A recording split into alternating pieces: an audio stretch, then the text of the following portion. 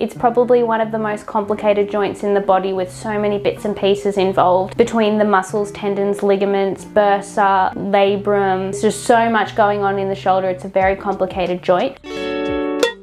Hey friends, welcome back to Project Live Strong. I am Sammy, a physiotherapist and an online coach, here to provide you with all things to do with injury rehabilitation, prevention, dealing with your aches and pains, and how to level up your health and well-being. In this video, I am going to give you a brief overview of the shoulder anatomy. I've been talking about the shoulder in the last two videos, so I think it's super important to give you a brief overview of the shoulder anatomy so that you can understand what's going on a little bit better. So let's get into it. The shoulder joint is a very complicated joint, and it is one of the most movable joints in the whole body. So because you have so much range of motion and mobility, like all of these different things you can do with your shoulder, it means that there's not as much stability. That's why the shoulder joint is so prone to injury. So I'm going to briefly talk about each joint. There are four major joints in the shoulder. There is the acromioclavicular joint, the sternoclavicular joint, the scapulothoracic joint, and the major shoulder joint that we know of as the glenohumeral joint. We're going to talk a little bit about each of them now. Okay, let's start with the sternoclavicular joint. It attaches your clavicle or your collarbone to your sternum or your breastbone. It only creates very small little gliding kind of movements when you lift your arms up and down, as you can see in this image here. It provides super small movement, but it does contribute to that overall huge range of motion that we get about the shoulder, and it is stabilized by many little ligaments. Next is the acromioclavicular joint. It's right at the end of your shoulder here, and it connects the acromion, or the top of your scapula, which is your shoulder blade, to your clavicle or your collarbone. It again provides a very small range of movement, again when you're lifting your arms up and down, and it helps to contribute to increase that range of motion. And it is again stabilized by ligaments. It's also quite a common joint to get injured. Footy players and things will get it if they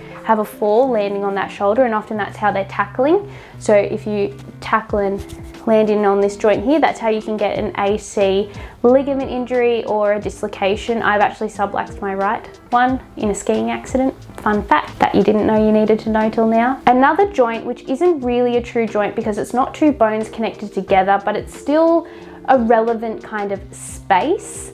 It represents the articulation of the scapula and the ribs, but they don't actually touch. But there is a relationship between them, so that's why it's kind of called the scapulothoracic joint. The shoulder blade or your scapula glides over the ribs as it performs certain movements when you're lifting your arms up and forward. It doesn't actually have two bony articulations, which is what a true joint would be, because there's lots of layers of soft tissue between those two bony structures. And finally, the glenohumeral joint, the true shoulder joint that we all know of. It's also a ball and socket joint, because if you think about it, your arm, the end of your arm is the ball, and your shoulder blade or your scapula has the socket at the end, but it's quite an open socket, and that's why we have so much range of motion. Another fun fact is the hip is also a ball and socket joint, but it's a much more closed packed position, and that's why we don't have as much range of motion in the hip as we do in the shoulder. It is stabilized by the rotator cuff muscles and also by the tendon of the long-headed bicep. The tendons and the rotator cuff muscles are all there as active stabilization tools, and then there's the passive structures such as your ligaments and bursa, which help to produce the stability in the shoulder joint passively. As a side note, the bursa, there's four of them. The subacromial, subdeltoid, subscapular, and subcoracoid are very common sources of inflammation and pain in the shoulder, and that's when people say you have bursitis. Now, fixing bursitis and the inflammation is the way to resolve the pain, but you also need to resolve the cause of the bursitis in the first place, and that might be by how you're moving, strength, some repetition in any sort of activity that you're doing at work maybe, or if you're lifting with some poor technique in the gym. So you've got to work out why you're getting the inflammation as well as resolving the inflammation as well in order to fix your bursitis. As you can see here, this is the action of the rotator cuff muscles, and as they're all pulling in their slightly different directions, they almost pull that head of humerus into the shoulder socket, as you can see here. And this is how the rotator cuff muscles help to hold your shoulder in place. These are the main movements of the shoulder and your arm and things that you can do. So you can see there's flexion, extension, we've got lateral rotation and medial rotation, which I would call external and internal rotation, but either is totally fine. We have abduction and adduction, horizontal abduction and adduction, as well as circumduction. And there's this also scaption, which is kind of lifting your arms up in a bit of a funny angle, with about 45 degrees-ish. Again, you don't need to know this, but it's fun to know. Let's cover some of the main muscles now. So the deltoid, the nice big juicy shoulder muscles that we all want to have. These are the big prime movers of the shoulder. Now there's 3 parts to the deltoid. You've got your anterior, your medial, and your posterior deltoid muscles. They all do slightly different actions, but they all contribute as well. So when you're doing like a shoulder press, they're all kind of working, but when you do a lateral raise, a front raise, you'll be using the anterior fibers. When you do a lateral raise, you'll be doing the lateral fibers, and when you do a rear delt raise, you'll be doing the rear fibers. But overall, they contribute as the main shoulder muscle. Another major muscle is Teres Major. He attaches on your shoulder blade and then comes up onto the back of your humerus and is involved in adduction and internal rotation. So he's going to pull you in and pull you in like that. Very similar to the lat. Now I'll cover that rotator cuff complex that I was talking about before. Number 1, we have our supraspinatus muscle. He sits on top of the scapula or the shoulder blade and comes in underneath the acromion and attaches onto your arm. So he helps kind of hold, imagine like holding your arm in this direction. The next one we have is infraspinatus. This one sits on the back of your shoulder blade and pulls from here back. So you've got your supraspinatus going this way, and now you've got your infraspinatus pulling that way, and this guy does external rotation. The next part of your rotator cuff complex is Teres Minor, and this one sits just below Teres Major, and it does a very similar line of pull. Here's a smaller muscle, but he attaches into that rotator cuff complex around the shoulder to create that stability. Very similar action to infraspinatus, but just slightly different line of pull downwards a little bit more. Finally, the 4th muscle in the rotator cuff complex is Subscapularis. This one you can't actually see from behind because this one sits on the inside of your shoulder blade between your shoulder blade and your ribs.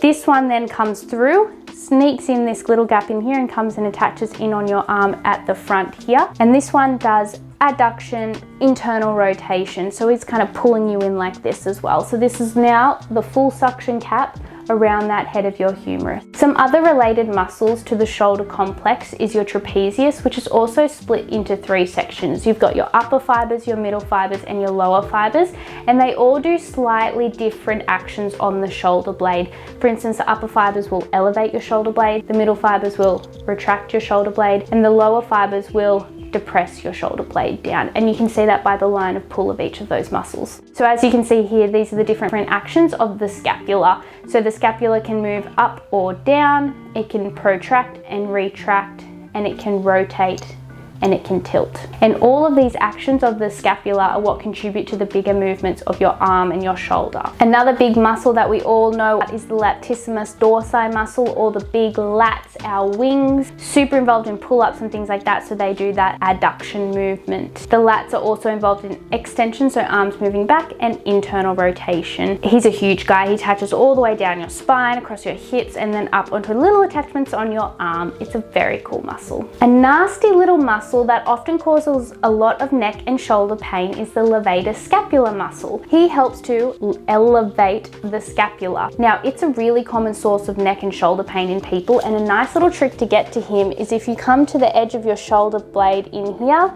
and then find that nasty little spot just above it. So I found the point coming up and just in there, and if you know you've got it, you keep your finger on it and then you look down and you feel that tightness, you know you've hit the spot. Really nice to hit that with a lacrosse ball, lean up against the wall and then do this action. So kind of looking down at an angle. That can be a nice way to stretch out the levator scap, but it's a really common source of pain that is often missed. Next up, we have the rhomboid major and minor muscles, and they're involved in scapular retraction, and they just have one sitting one above each other. So the major's down the bottom and then you've got your minor just above. Another sneaky muscle is serratus anterior, and so he's attaching on here. If you ever see some really shredded guys with those razor looking abs on the side, that's your serratus anterior muscle, and this job is to help hold your shoulder blade onto your rib cage. So quite similar to subscapularis, they work together to hold that shoulder blade in place. So if you ever see someone with some crazy winging in the shoulder blade, I'll put a photo up here so you can see what winging is. sometimes that means their serratus anterior muscle is quite weak, and it's super important to get that nice and strong, because having an unstable winging shoulder blade can cause other problems along with your shoulder. Next up, we have some muscles that we all know about, Pec Major and Pec Minor. Pec Major has two major heads. We have the sternal portion, which attaches more onto your chest bone, and then the clavicular portion, which attaches more on your clavicle, and they'll again have slightly different lines of pull. Then underneath your Pec Major, we have Pec Minor, which attaches from your ribs, and it comes onto a little spot that's actually your shoulder blade poking through in this gap in here. So if you ever press right in here and right in there and you get a bit of pain, or it's kind of a bit yucky, that's your Pec Minor. Now we've got everyone's favorite gun shows, bicep muscles. There's coracobrachialis, and there is your Biceps Brachii. Short-headed biceps and coracobrachialis do come and attach onto that coracoid process I was just talking about with Pec Minor. So you have those three muscles that attach onto that little bone, and then the long-headed bicep also travels through your shoulder and helps to hold and provide some stability in that shoulder joint. We then have the triceps on the back, and there are three heads of the tricep muscles. Two of the tricep muscles attaches onto the humerus, and one of them comes up and attaches on the shoulder blade up in here. So again, the triceps are involved in the shoulder movement, as well as contribute a little bit to your shoulder blade movement, just because of that little attachment at the top. To finish off, I want to show you how complex the shoulder joint can be, and how complex the movements can be. So if you have a look at this first photo on the left, you can see the clavicle, the shoulder blade, and your arm. As you lift your arm up to the side, for a certain point, it's just going to be your arm moving. When you hit a certain degree, it's then your shoulder blade's going to come into the party as well. So for you, in order for you to get your arm fully above your head at 180 degrees, 120 degrees of that actually comes from your arm, and 60 degrees of that comes from your shoulder blade. So they have to contribute together in order to get that full 180 degrees of motion, which is pretty cool. If one isn't working as well as the other, that's where we can get some limitations in your shoulder range of motion. Then at your sternoclavicular joint, to enable you to do this, you'll also get 30 degrees of movement about here. So just a little movement up and down of that clavicle. So what I want you to do now is go have a look in the mirror. As you lift your arm up, you can lift it forward, and you can lift it up to the side, and you can also feel the movement, and you will see how much your shoulder blade moves in relation to your arm as you're moving your arm up and down and around. It's really cool. Have a look at the image on the right, and you can see how when you're using your deltoid or your shoulder muscles to lift your arm up, that as a force kind of reaction, your rotator cuff muscles are going to help hold that head of your humerus in place. And this enables this kind of weird action where your arm is going to roll for you to go like this, but also to stay in place, it slides. Otherwise it would roll and come out like this. So what happens is your rotator cuff muscles help it roll and slide. So when you bring your arm up, instead of it just going like this, we're now going to go roll and slide down in order to stay inside that little socket. So there's that force coupling of your deltoid muscle going one way and your rotator cuff muscles going the other way. So you can see how things can get crazy complicated, and all these different bits and pieces have to be working in collaboration together, and can cause some issues sometimes. So it's really important to have everything functioning nice and strong. So that's why we went through all those rehabilitation exercises in the previous video. So you have ways to increase your mobility, to deal with your soft tissue tightness, as well as strengthen all the different muscles that are involved in your shoulder movements. And because of all this complexity, this is why it can be really hard to diagnose and pinpoint the exact reason why you're having shoulder pain. But often the rehabilitation is all quite the same, no matter what's actually going on in your shoulder. And there we go. That is a quick little overview of the shoulder anatomy. I hope you found that interesting and you understood everything. Let me know in the comments below what is your favorite muscle in the shoulder complex, so I know that you did listen and understand what I was talking about, hopefully. Let me know as well in the comments below, or direct message me what's something else that you want to learn about in the physio world. I'm not sure where I'm going to go in these topics next, maybe down to the hip joint, maybe the ankle, who knows. So let me know what you want to know about. Thank you so much for watching the video. Thank you for your time and your energy, and I look forward to seeing you all next time. Have a lovely day. See you later.